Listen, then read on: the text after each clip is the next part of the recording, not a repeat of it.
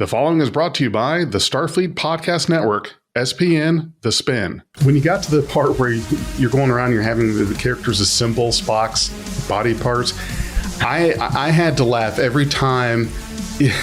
We've got to find Spock's ass.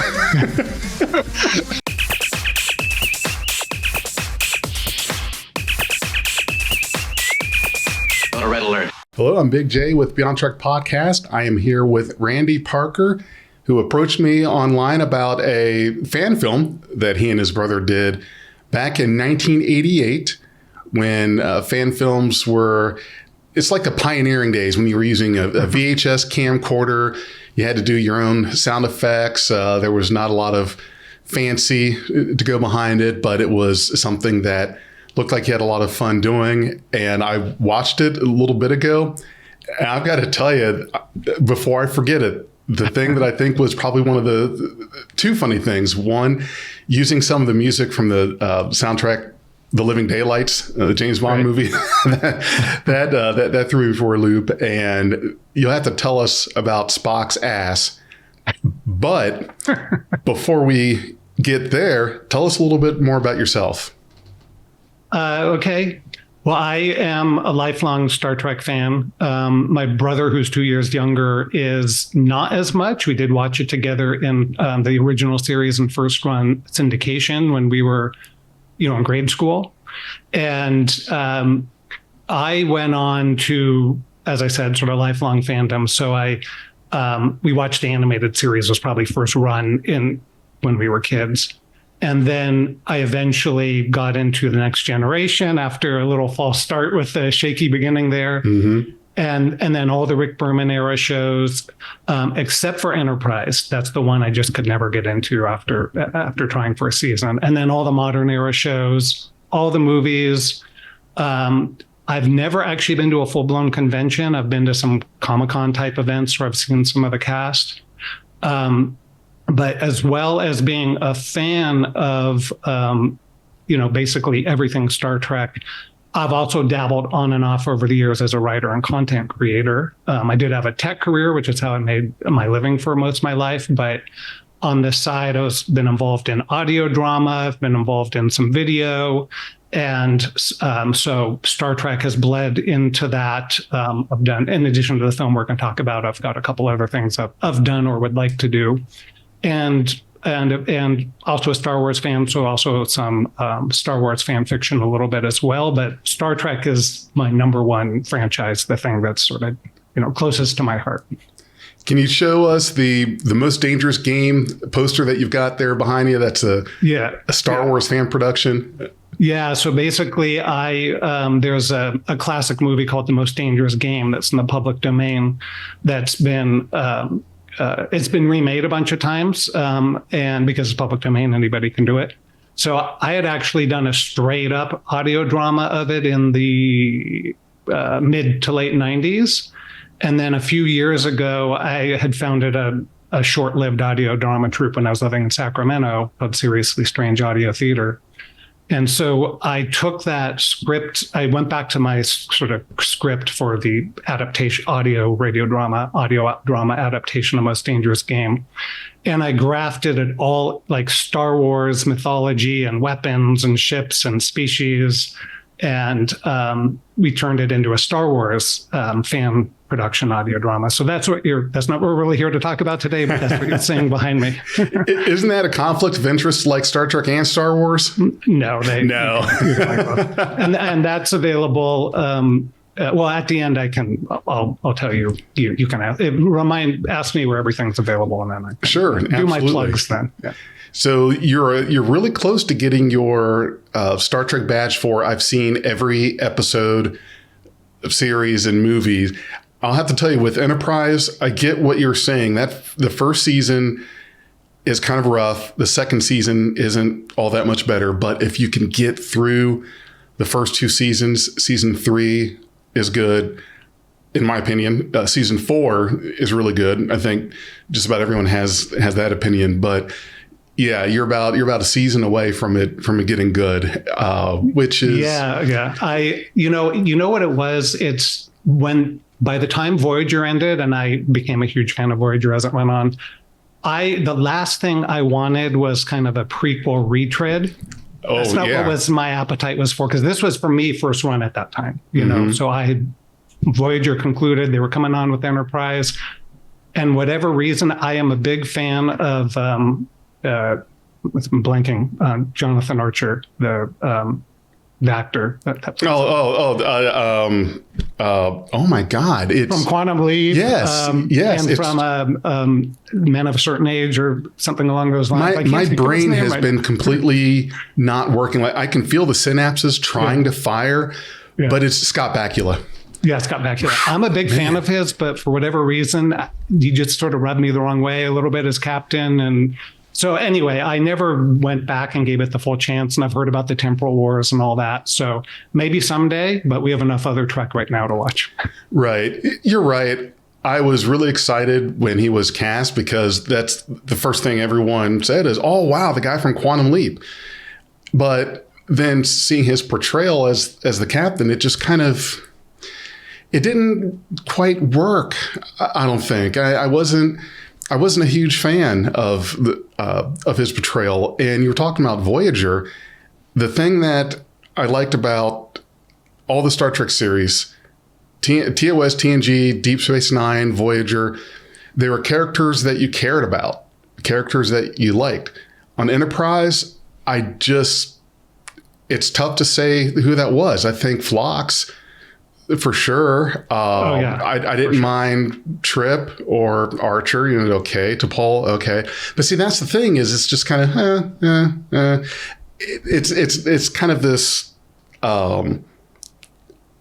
even plane of just okay, as opposed to the other series. But I want to talk about your fan film before we get too far away from it. We could geek out on other Star Trek. Oh God, we could be here all night if you let us. That's how it is with Star Trek fans. So I see behind you, you've got the cast of your film: Robin, Kirk, McCoy. That's actually Spock. Oh, that is Spock. Okay. For some reason, the McCoy is now in pieces, and the Spock is together. But that was, it was a long time ago, 1988. So these have been in storage and been moved through several houses, and so now I see Riddler and Joker. What's the one next to the Joker? My brother and I rewatched the movie together to kind of jog our memories, and I was saying, it looks like a Gorn, but that is not a Gorn. Because I have the reissues of these that came out in like the 2000s or whatever, and there was a Gorn. So I looked it up because I was pretty sure in the back of my mind this is actually this lizard villain from Marvel.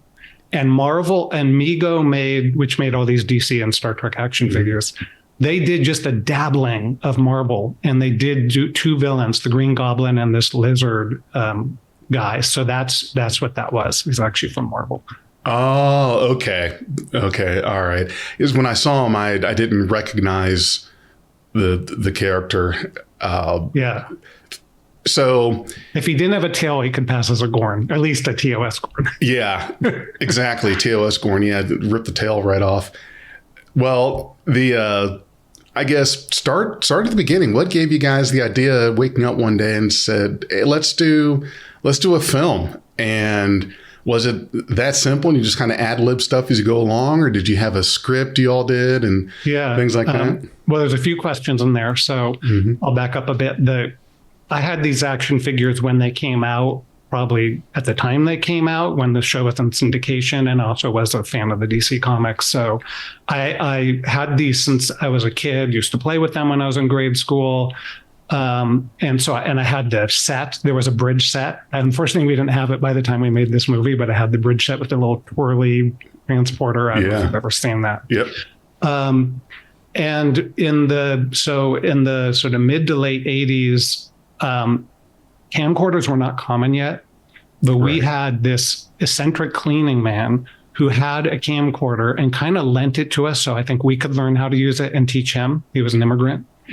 And so the summer before we made this, we kind of experimented with the camcorder and made this little kind of music video with some stop motion animation.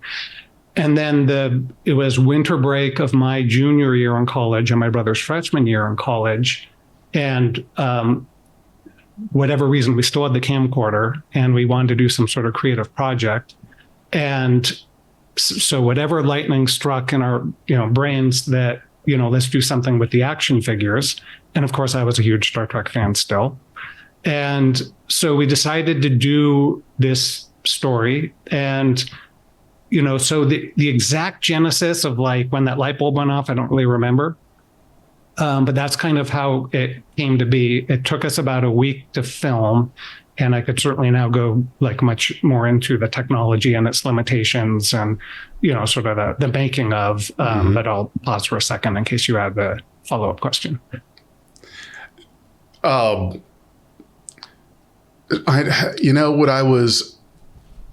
What I was going to say was, I know it's probably difficult to do not only shooting but also the stuff after the fact, because you're talking VHS. You probably don't have a whole lot of a lot of the editing then was physical. It's not like it is now where you've got digital. You can use application software like Photoshop, Premiere, After Effects, things like that. It sounded like a lot of the things you did were practical at the time. Like you play the music or the clip or whatever it is while you're there shooting. Is that right? Yeah. So basically the tools we had were this camcorder, VHS camcorder, and we had either whatever our home VCR was at the time, which might have been a Betamax, might have been a VHS. It doesn't really matter. And so what we did is we filmed. So we basically, I think we came up with the story and we did wrote out most of the dialogue. And what we would do is we would film, and then we built, so that bridge set was basically just a card table with some cardboard walls around it, and then the physical props we used and the gag of them sitting on a bridge, which was some project my brother had done in school. And then the day of location shooting in the backyard, we can talk about it later. So basically we had the camcorder and we would film the scenes and we would record the dialogue at the same time, but that wasn't for the most part what you heard, because what we would do is later there was like a line into the analog line into the camcorder, so you could overdub what was there. Yeah. So we would then go back and somehow attach some sort of microphone. Or maybe it had a condenser mic, I don't remember. But we basically went back and recorded the dialogue over dub, because then it would sound much more present and without the wind or background noise or whatever else was happening in the house. So that was how we kind of filmed. But then to get in like the scenes where we had the ship or, that was just dubbing from some episodes I had recorded from daily syndication onto either Betamax or VHS, and dubbing from the home VCR onto the camcorder. And everything was linear. So there really was no editing in the sense. In fact, there's a long blackout in the middle where I come on and say, we're brought to you by Mars Bar and this, that, and the other, Milky Way and whatever. That was only there because we had no way to edit out. It was too long and we needed to put something there. And the other thing was what we didn't want to do was take the source tape, that we had recorded onto, and then record from it back onto, say, the VCR in order to be able to edit those things out. Right. Because, with this analog technology, people may not realize this that are youngsters today, but every time you do that, it would degrade. VHS is not even very high fidelity, it's super low fidelity to start with. So if we were to do that kind of dubbing or editing, we'd lose a whole generation of quality. So everything was done with that initial master recording. And then, of course, like the few scenes where we had the actual audio from the show as the dialogue instead of us voicing it, that was just dubbed in with the line in the same way we were recording our voices. So I think that answers the question. And it's interesting that you bring that up. You're right, because that is something that we had growing up. We had lower fidelity lower quality stuff usually that was more readily available, and you couldn't copy a lot of things. You're already starting at kind of a lower quality. You do one copy and you're already losing a little bit. And so there's not a lot of room for error, because when you're doing even a line in dub over, if you had to redo it, now you're talking about you kind of have to redo it at exact start and stop of your first one. So really, there's not a lot of takes that you can do in this stuff. It was like you have one take to do it. It's going to come out the way that it's going to come out. Pretty much. Yeah, the one thing we could do is rewind and re-record. So if we filmed a scene on that original master tape, we could obviously rewind and do another take. But so some of the reason that like some of the scenes are not as tight as you would expect from today. I mean, one is we were amateurs, but a lot of it was the technology, right? Because we were timing, we recorded it, and then we put the dialogue in later, and so we couldn't get things like there's a scene where they're going to get attacked by the Klingon ship, and I think her off screen says, or somebody says, we're about to get hit, and then there's some music, but it's like at least 5 seconds, long seconds, maybe even longer, before like you see the set shake and all that. And that's just because we didn't have any real way to tighten it up unless we wanted to lose that generation of quality by dubbing it to another tape. I noticed that. I thought maybe that was it was just me, but it's little things like that. And you had fun doing it, which is what it looked like it was. And it was something you kind of did as a hobby. Let's do something together and do a film. And when you got to the part where you're going around, you're having the characters assemble Spock's body parts, I had to laugh every time. We've got to find Spock's ass. Well, this was deliberately a comedy. So some of the comedy comes from deliberately our premise, and some comes from the campiness of our acting, because neither of us are actors. Right. My brother did most of the voices. I mean, in fact, when I later went into audio drama, I tried to stay off mic as much as possible and not do any of the acting. I was more the writer, producer, director, because that's not my strength. But and so I wasn't even trying to do a Kirk impression, for example. And so as one of the odd things, well, to finish that thought before I get to the odd thing, but so some of the humor is obviously just from the crudeness of the technology, from the campiness of the acting, from the deliberate humor. So it's all a kind of mix of deliberate and maybe non-deliberate humor. But watching it again, or every time I see it, one of the things like I question that we did is, we did try to dub in some dialogue actuality from the real series where we could, but then we're cutting back and forth between that and us doing the voices and expecting people just to buy that, right? That is Shatner Kirk and then me, Lame Kirk. So I'm sure that's jarring. And, maybe if I had to go back and do it over again, maybe we would have just done all the voices ourselves. And some of the dialogue we picked doesn't exactly fit. Like at the end, it's dialogue from where they're on the bridge and there's the banter, is dialogue from an episode where Spock had gone blind and then gets his vision back. And we were trying to make it fit him dying and coming to, which didn't, if you pay close attention, doesn't 100% match, but it kind of matched the vibe. And it was such a great banter scene between them. We decided we had it on our Betamax recording and decided to incorporate it. It was a good pick for that. When I was hearing it, I said, I know this episode. I can see it in my head. I couldn't think of the episode title right off the top of my head. But yes, I definitely remember that scene and the one you picked. What was your favorite moment in doing this film? Well, as far as the making of it, it was for sure the sort of, as I mentioned earlier, the kind of location shoot in the backyard. So, because I think that it's fun to see them in these action figures in the real environment. On location in the backyard. Yeah. And we had enough variety in our backyard to, have some visual appeal of what the Joker's formidable tower, the King barbecue pit smokestack or something, and the dense jungle of the Lizard Man. that day, I don't know that I don't know if we had a real deadline on this, but I think maybe my brother was going to be going back to school. I had a longer break because we were trying to get this done in about a week. It took us probably 6 or 7 days to do. And so that day was kind of our day to shoot in the backyard. And I don't think we could, for whatever reason, couldn't spill over to the next day. And we were running out of light at the end.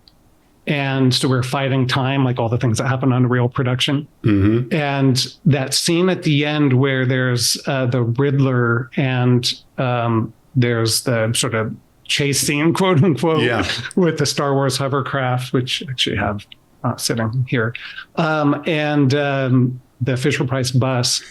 So that was like right when we were losing light.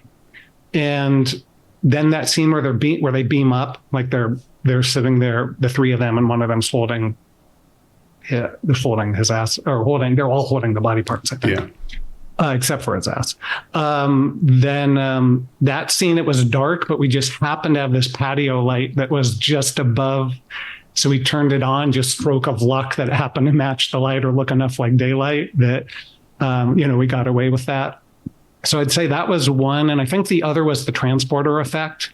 So if you notice the way we filmed that, we had, and just as a footnote, there's one, I think it's that scene. It's either that scene or another scene where you can see the top of the border or the top of the set. Yeah. And I think that snafu, which is, or a flub, which is kind of funny, is because the way it was framed in the camera, you couldn't see it, but then somehow the way it plays back on a VCR, it was a little bit wider. Oh, okay. Yeah.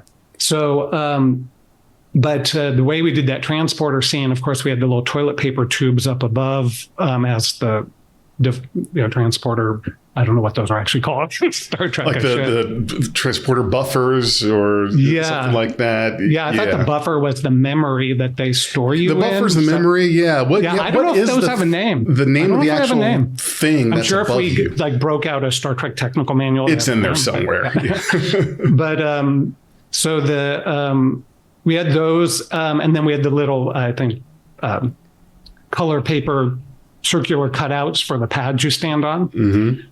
But then when we go to transport, we zoom in, so all you have is the black background behind. And then we use, I think we just did a blur in the camera, and then we reversed it on the other way. And that's why you don't see the top or the bottom, because we had to have just black for it to work. But that effect, I think, actually works. That's probably the one thing that looks pretty good in the film, is it does kind of look like you beam out or in. It does, yeah. You guys did good with that effect. When I was watching it, I was saying that to myself too, right before, is okay, how are they going to do this transporter effect? Because you hear it starting up, and the blur was a good idea. I thought there were going to be like some sprinkles coming in or something like that. But yeah, that was a good call to do that. So you didn't have a Batman figure. You had to go with Robin as the first officer. Didn't have one at the time. I don't think. I'm not sure if. Yeah, I'm not. I probably did. I probably had one, but not by the time when I was a kid. But not by the time we made this. And the other thing was Spock. For whatever reason, he must have broken. These Mego action figures had rubber bands inside that kind of held everything together. Oh yeah, those. Yes. Yeah. So if they broke, all the pieces kind of fell out. Yeah. So that was, I think, part of the genesis of the idea was he was broken. And then at the end, when he's put back together with the jigsaw technique by Green Arrow, Oliver, and Dr. McCoy, he's wearing a Shazam costume. That's what that was.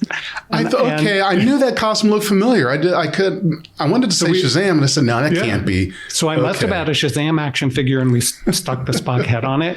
Now, I think I know what it is. So you see Spock's back in uniform here. We must have had just one of the blue uniforms by that point, since Spock had broken. So we couldn't have, so right now he's in probably what was McCoy's costume at the time. Okay. Because I actually have I think I looked at my box. I think McCoy's in there, but he's broken now. Yeah. So I think basically that's why we couldn't have him in a blue uniform, as we didn't have one. But we stuck in these weird Shazam PJs And that's why, just with no explanation, he's in this recovery costume or whatever from his surgery. We're on a limited budget here, people. Make it work. It's what we had on hand. I mean, you couldn't go buy these action figures anymore at that point, unless maybe you went to a collectible store. And it was before they were reissued, by another company. Yeah, I remember those. I think I had some of those ones where they were held together by rubber bands.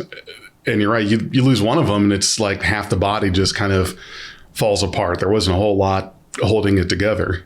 Yeah, and other than the Klingon character, I didn't have any other villains. I think there were a few others they had issued at that time. Mm-hmm. Since then, as I said, in the 2000s, or maybe it's the 2010s, whenever it was, another company, I can't remember their name, reissued all those Mego ones. They made some slight tweaks.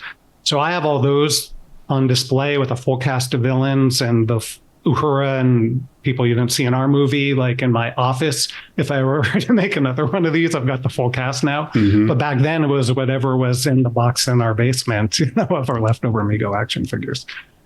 You had the video, it was in 3 parts on YouTube because that was back when you couldn't have one video that was that long. That's how far back we're going, guys, in YouTube. There was a time where you couldn't even upload that long of a video. And there were a lot of views that you got on this. So do you remember once you uploaded it? I know it was it 7 years ago said it was uploaded, or was it 9? I remember it was 7 and 9. Yeah, it was more recent on Vimeo, where I had put the full length film. And the reason I didn't do that on YouTube is because then we'd lose the view history of those originals, or if I had them both, they might penalize you for duplicate content, or all the SEO voodoo with all that. When I've looked, I have not been impressed by the number of views. Do you remember how many maybe the first one had? Because there'd be drop off on the second and third. First one had a 13.5 thousand. And then the second and third had about 1,500 each. Okay, I'll have to look at that again, because I don't remember the number being nearly that high when I had last checked it. My brother and I rewatched it on Vimeo since it was all in one piece. Even when I uploaded it, you were still a drop in the bucket on YouTube. And I think I probably posted it was before Facebook fan groups and all these a lot of places today you could plug in. Mm-hmm. So I probably found some discussion boards or something where I posted that it was up, and a few, whatever the kind of obvious ways you could promote at the time, but there weren't as many avenues as today. Although even today there's so much competition, who knows, if it'd be even harder to get attention. Yeah. So I think those views probably accumulated over time. It wasn't like when I put it up, we got any reaction I can remember, or it's not like there's even been a trickle. I've done other stuff since then in more recent years of publishing content on YouTube. It is hard to get views. It is hard to get comments. It is, it's you have to be like sort of a full-time social media manager to really try to get that stuff going. You do. It really is difficult, because there are so many people doing these things. There are so many bloggers, so many podcasters, so many fan films. It's just, it's so, there's so much of it that you're right. It feels like it can be very daunting to try to get noticed. And I know a lot of people will say, well, they do something for the fun of it. Yeah, sure, I get that. But if you're going to do it, you'd like for people to see it. And you put the stuff out, and it's almost like you have to have a full-time job doing social media when it doesn't pay. So you have to have a full-time job to support the full-time job you've got to do to try to get that stuff. And it's very tough. I can tell you that for sure, because there was a time where there was less content out there. There was less official Star Trek. There were less fan films going on. And if you hit that gap in content where there wasn't a whole lot of official Star Trek, you were getting some lightning in the bottle there. But now it's just it's like you just want to try to carve your own little wedge of stuff in there to do something that you hope people will see and like, because there's another way to do it. Like you've got to throw your hat in the ring and do that. Has anything like that kept you from wanting to do another one? Has that ever been a thought of, I want to do another fan film now, but there's just so much out there that it seems like, is it even worth the time? I'll answer that in two parts. Okay. So first, just follow up to what you were saying is, in addition to everything you were saying, there's also the vague algorithm you've got to deal with YouTube, because they really reward frequent publication of content. You have to be like constantly churning out for them to, and then get engagement on your videos. So, I was, more recently had published during the pandemic an improvised sketch comedy show where we would improvise sketch. We'd work out the idea ahead of time of what the premise was going to be. And we'd do kind of a brief rehearsal I'm going into too much detail, but basically it was an improvised sketch comedy show. And we'd put it up on YouTube we published it either every week or 2 weeks, and we did 3 seasons. And that was not enough. Like, we promoted every way we could. It was just hard to get eyeballs. So in that sense, we had a great time doing it. So it was fun. It was worth doing it just to do it, because it was all, actors, amateur actors who, are trying to become professional. And I had my director, kind of writer, creative hat on, and producer hat. And I got into video editing. So it was all great fun for those things, but it didn't have that reward. It was called Sound Sketchy. I'll tell people how to find it later, but it didn't have that gratification of getting the audience engagement. Sure, some friends and family or whatever might watch, but that is a bit of a frustration. As far as doing another fan film, what's stopping me now is I do have another one. It's not this type. It's actually a 40-minute or a 40-page script. Could get cut down, but it's a 40-page script that is a parody of the original series. And it's something, it got the original version of it was a 10-minute audio comedy I had done in probably the late 90s with a radio drama troupe I was involved with at the time. And I later, about 5 years ago, expanded that out from a much shorter premise to more like a full episode that's a satire parody of the original series. And I know it could be done with the Neutral Zone Studio sets or the Warp 60, was it Warp 66? Warp 66. Mm-hmm. Yeah. So I know this could be done, but it would be such a big undertaking. Those sets, I'm in California, those sets are like very remote from me, assembling a team, figuring out the budget and the acting. And, the cast, I've watched a wide variety of fan films. And if I did this, I kind of want to do it right on the higher end of the production quality and the acting. So it would not be any casual undertaking, especially since it's not those sets are not local to me. So I do have that project that's still kind of on my bucket list that at some point when I have the life bandwidth, I may want to undertake. That's live action, in case that wasn't clear. So I would like to make another one and make a more proper modern era fan film. So I wouldn't, what's stopping me isn't necessarily I think that one could draw an audience, but that's not what's stopping me is the challenge of getting an audience. It's more the ambition of the project. You're right. And that's, hopefully that turns out that works out, because you're right.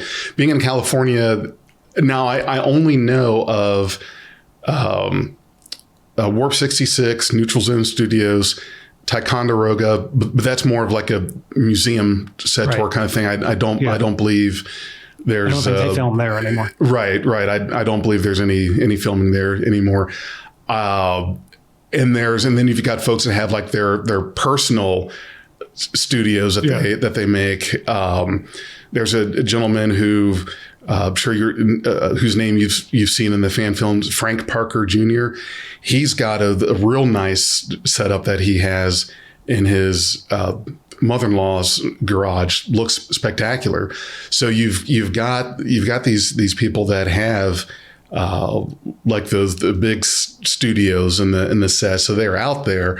But you're right. It's a matter of just the logistics of getting people together, getting schedules aligned, because it's more of it's something you do on your free time. So it's not like there's a lot of hey, I can do it on the weekend or this weekend. There's this one day this month I'm available, and that has to be a real pain in the butt to do that, because I would love to do a fan film and be on one of the studios, but I know that because there's one that I'm working on writing and want to do, but it's going to be more of a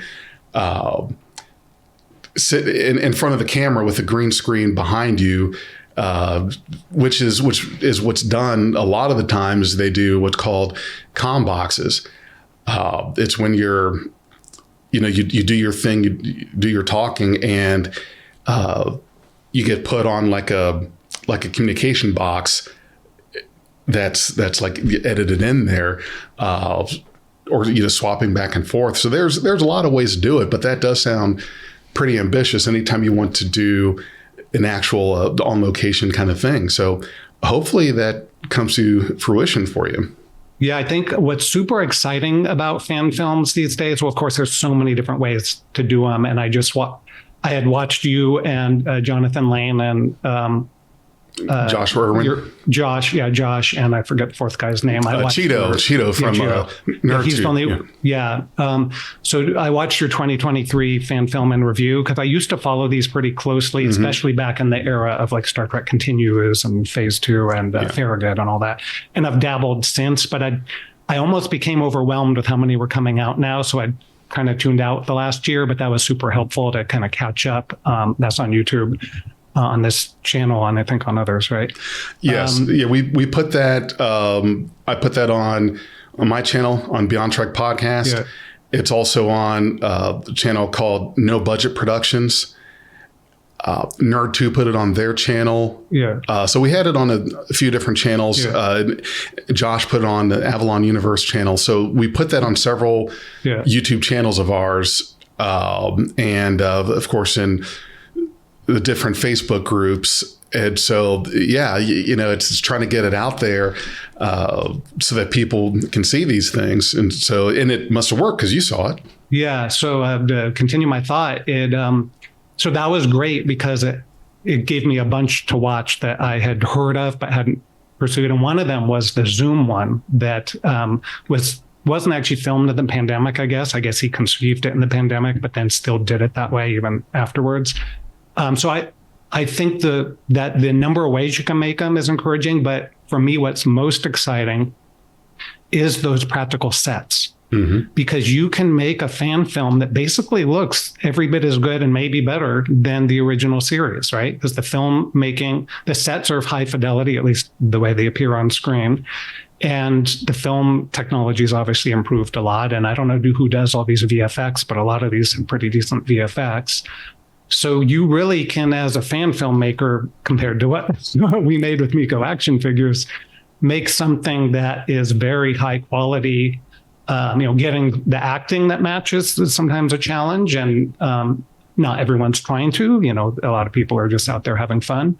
But that's what's exciting to me, is like that prospect that you could make something that looks like it's an actual episode. And I watched that one. It's called 359, and it was a very interesting way how it was put together. It was different. It was handled like it was a Zoom call kind of thing. Now, it's not to say that means it's a comedy. It's not. It's just that the way that they did it was it looked like there's a lot of kind of a conference call looking thing. I mean, you had your row of people you see talking, the main person, and they'd kind of swap back and forth. If you haven't seen that one, I would recommend it. That's a good one. And there are so many good fan films out there, and there are so many, and it ranges from going outside with your cell phone and having a t-shirt on or uniform or something, and up as high as ones that look like they're studio quality type films. And there's such a big range in there. And you come to realize that anybody can do these fan films now. It's not like it was where I guess a lot of people may have felt that, well, how would I even do this? I don't have a nice camera. I don't have, large rigs, actors, things like that. And folks, it's not that high tech. I mean, you can make it as small as you want it to be or as big as you want it to be. Wouldn't you agree? Yeah. Yeah, and also it's being done all over the world. Like there's one from a couple years ago from a Czech team that had released their first one that was TNG era. I don't have I have a list of these somewhere. I don't have all the titles memorized, but yeah, and Star Trek's big in Germany, so there's some coming out of there as well. So it's a pretty vibrant community. The CBS fan film guidelines that were supposed to kill fan film certainly did not, and it's great to see that. If anything, it's constantly growing. And it should be. We certainly wish that CBS would be to Star Trek fan films the way that Lucasfilm is to Star Wars fan films. On the Star Wars side, it's totally embraced in regards to those fan films. CBS, they're looking for people they can shut down. It's like their main thing. If you do something that's too good, they're going to find you. They're going to shut it down. There was this set, this TNG recreation set that was done so well that they got a cease and desist on that. And I've had talks about this several times, different discussions. Is that it can be kind of discouraging when you want to do something good and to know that if you do too good, then you're going to have crosshairs on your back.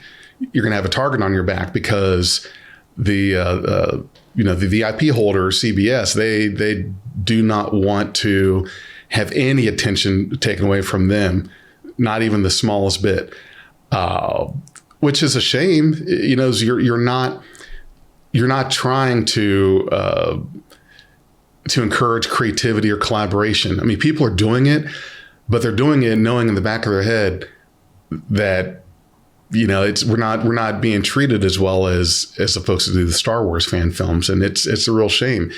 Don't know if that's ever going to change. Probably have to assume it's not. It's hard to say. I mean, who's going to eventually own Paramount anyway is up in the air right now. So you never know what'll happen. The one thing, if I ever did do that parody I was talking about, that'll be an interesting choice is because it's parody, we would not necessarily have to adhere to fan film guidelines. Like it'd probably be safer to adhere to them, but it's a little more flexible it's fair use if you're doing parody, although they can still probably nitpick like certain things, even if you go down that road. Yeah, a parody is probably going to be a safer bet. You're right. Do you have? I want to ask you this, kind of stepping away from the fan film part of it. Do you have a favorite Star Trek series? Yeah, I think you said it was Voyager, right? No, Voyager isn't the favorite. I just mentioned it as an example. Okay, what's the favorite one? I mean, it is like asking who's your favorite child, but sure, yeah. So the way I usually give a complicated answer, I say in some ways I have to say TOS because it was my first. Grew up with that show and the movies, but I mean, I'd say that TNG, Next Generation, is also just about as close to my heart, and obviously it was much longer. There's a lot more, at least as far as the show, there's a lot more content. And then with the story continuing even with Picard and hopefully eventually Legacy. But then sometimes I'll say, if you want to know what the best is Deep Space Nine, only in the sense of the deep roster of characters and the consistency of the show. I don't name it as my favorite, like in my heart, in my head, I could say you could argue it's the best, at least of the original era shows. The modern era shows would be a whole nother discussion.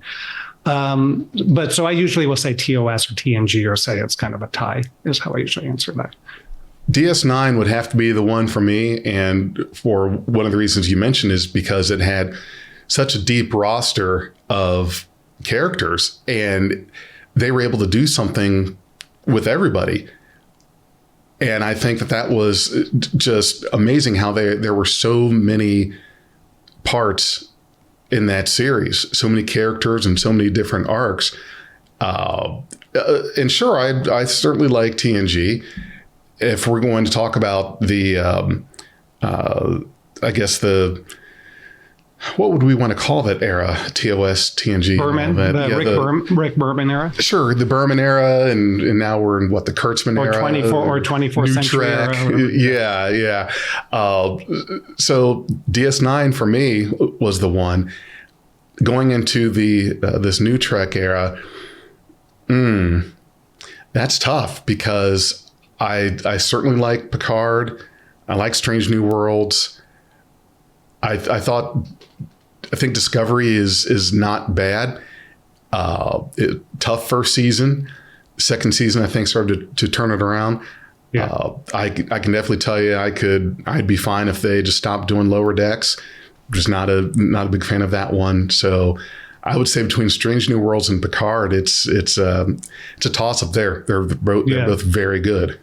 My take is that all of the shows, most of the shows are kind of mixed. And I would agree, like Discovery, to me, the pilot or the maybe second episode should have ended with them jumping 1,000 years, which they did at the end of season 2. We wouldn't have gotten Strange New Worlds, so that would have been unfortunate. Mm-hmm.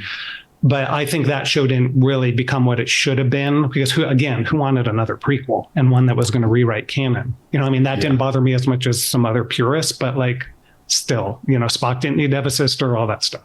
Right. So I think that show really should have been set in the far future from the start. And that those first 2 seasons, they improved as they went along, but, kind of shaky, like some other Star Trek shows were, especially TNG, its first season and 2. Oh, yeah.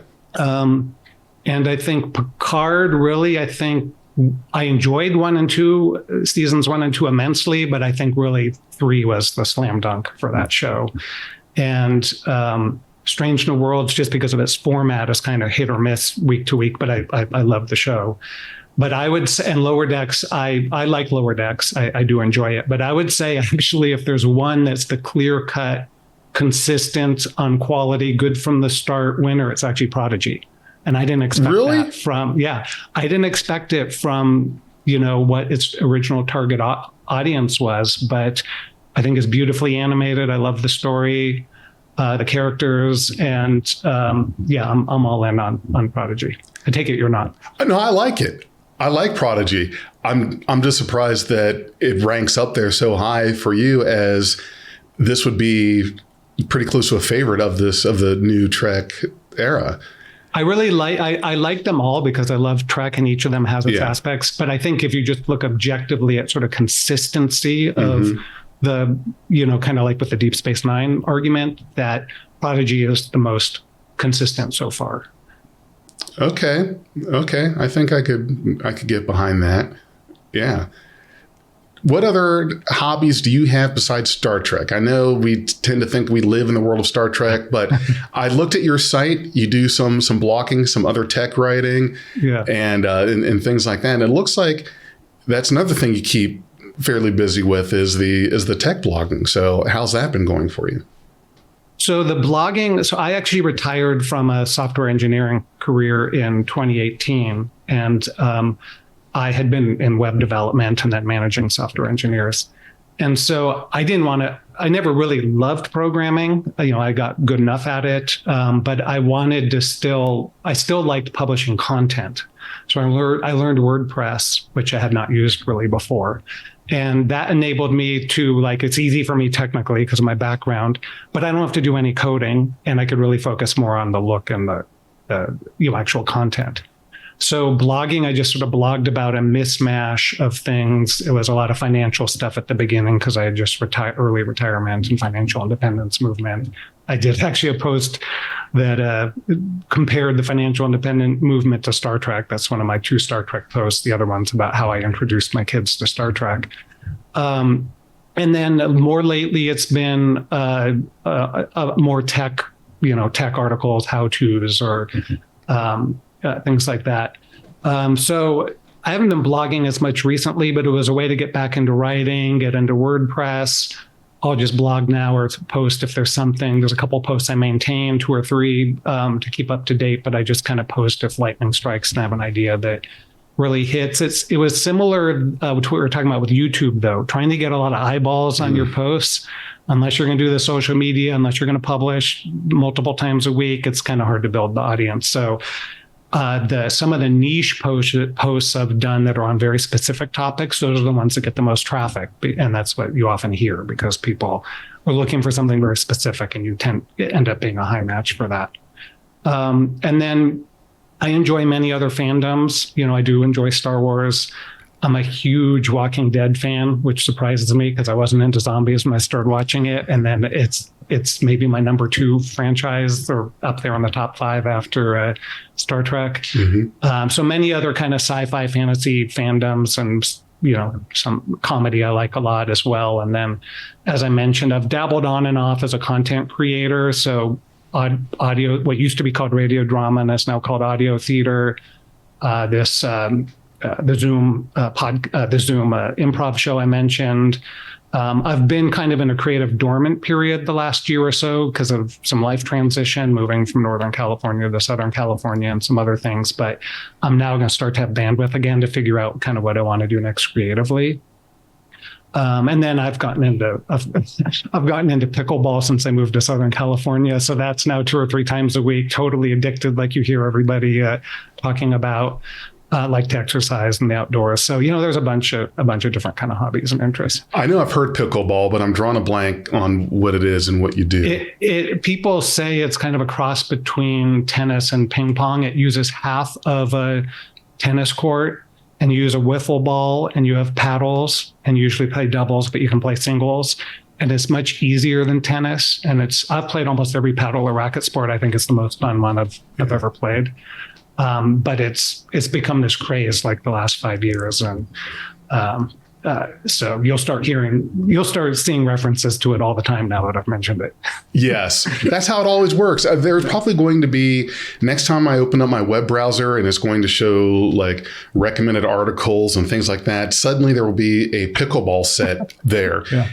Like I've never searched for it. I don't know how Google knows that I was talking about it or whatnot. Yeah. And I've had crazy things like that happen. There was this day at work, I was looking at this piece of equipment that one of my coworkers had. I was just looking at it. Didn't Google it, didn't search it, nothing. We're just looking at it, talking about it. I go back to my desk a little bit later and my homepage is... I think it's MSN.com or something. It's right. Just got all the different news stuff. One of the suggested like shopping items was that thing. And I so weird. Messaged my manager. I said, I'm scared. Like it's suggesting I get this thing that I was over there talking about and looking at. And it's very, very strange. So if I see any suggestions for something pickleball, I'm going to have to let you know, like, oh my God, if somebody's listening, maybe it's the FBI or something like that. Or if somebody analyzes the transcript of this when it goes up and here's pickleball, who knows? True. Who knows how it gets Probably out there? Pickleball sales just skyrocketed. Yeah. A lot of people think Siri or Alexa are listening to us. I mean, when they shouldn't be. I don't know about that, but somehow it gets into their algorithm.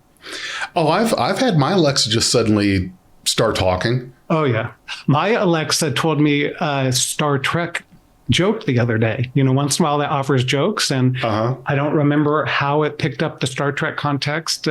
Maybe I asked if someone was in. I think I asked like, was so and so in this show or whatever, and it must have been Star Trek. And that was when I decided for sure. I already was getting this impression from using Alexa more. But at that point, I knew for sure I like Alexa so much more than Siri. Way more personality. If Alexa's going to tell me a Star Trek joke, something's right. The other day, I was in bed and all the lights were off. And I'm just on the phone looking at Instagram, things like that. And out of nowhere, Alexa says, okay. And the bedroom light turns on. So what how did that happen? Who did that? And I know that, nobody like knows the name of what I named the lights. It was just strange. Yeah. That's yeah, why I have Alexa enabled to turn on just the light in the room I'm in, but not my alarm or anything else.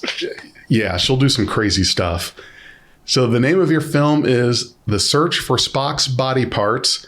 That's right. And you can look that up on YouTube. Anyone who wants to see this, I definitely recommend watching it. It's a nice, fun little film, The Search for Spock's Body Parts. And if I could I mention my domain, just because it has the pointers to everything else? Yeah, anything you want to So mention. if you want to learn anything more about anything I'm doing or I've done, it's all at emusements.com. So it's emusements.com. And that's just my personal. It was something else once upon a time, but now it's just my personal blog and website and portfolio. So it has links to some of the things I mentioned, the different audio drama shows I've been involved in, the Sound Sketchy, which was the YouTube improv show, my Star Trek blog posts. That Star Trek audio parody I did with what was called a troupe called Shoestring Radio Theater in San Francisco. That's actually on there also. If you go to the audio drama section, is called Captain's Log Accidental. And so if you want to hear a different Star Trek parody I did, you can listen to that one. And that's what I expanded into this script, which is now called Ahead Warp Factor 11, which is the one I may make as a fan film someday. I hope you do. That would definitely be awesome if you did that. So that's emusements.com. Right. And I'm going to have the link down below us when I do the videos. So emusements.com is where you can find Randy Parker, and we can find you on Facebook, of course, on social media. So there's a lot of good ways to find you and your work and whatnot. Randy, I really appreciate you taking the time out to sit with me. Was there anything else you wanted to mention, bring up, talk about before we wrap up? No, I think we pretty much covered it all. It was a lot of fun and a great discussion. I really enjoyed it. Yeah, well, I'm glad you did. I did as well. Thanks for finding me on Facebook. Thanks for watching the fan film year in review that we did, and certainly look forward to seeing if you do end up taking these other ideas, these film ideas you have, and turning them into fruition. So good luck to you. I hope it happens. And to our audience that are here listening and watching with us, live long and prosper. If you enjoyed this podcast, you can support us at patreon.com/BeyondTrek. We are Beyond Trek Podcast. Lower your inhibitions and surrender your years. We will add inspirational and hilarious Trek content to your day. Your attention will adapt to subscribe to us. Resistance is futile.